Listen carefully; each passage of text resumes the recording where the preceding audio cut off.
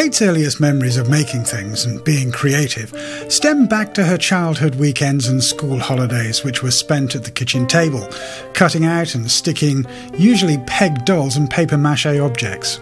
Inspiration would come from the boxes and tins of fabric, lace, buttons and beads, which her mum had collected for her intricate miniature collage portraits. She would pile it all high on the table for Kate to delve into. Both Kate's parents, being artists, had a huge influence on her and played an important part in her creative development. Holidays and days out were usually geared around her dad finding the perfect spot to paint or to take photographs for future work. Whether it was on Dartmoor, camping in Cornwall or Provence, southern France, she was constantly exposed to beautiful, inspiring scenery. The family saying, "Look at the view," has remained with her to this day, as everyone was always encouraged to do so.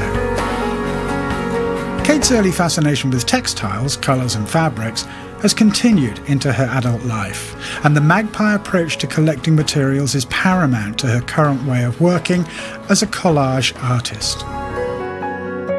Kate's usual working day starts with an early head-clearing walk with her Jack Russell Roddy in the woods and fields nearby.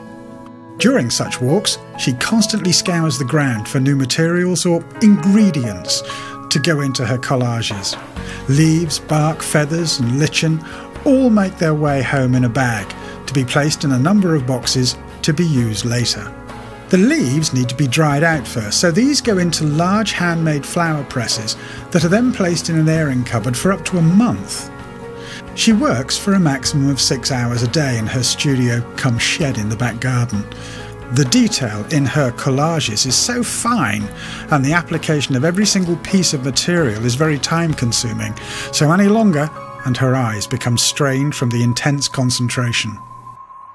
To create such believable, intricate landscapes and seascapes out of just some of the ingredients mentioned, every single piece is studied first before its application.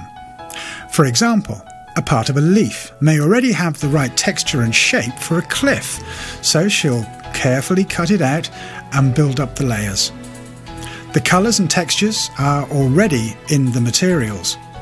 In one picture alone, there are over 1,000 pieces that complete the collage, all hand-cut, torn, frayed and burnt to create an image executed with great dexterity and precision. Kate's collages appear to be painted, or they give that illusion from a distance. But it's not until you get closer that you realise what they're made from. She likes the element of surprise. It draws you in, and the more you look, the more you see.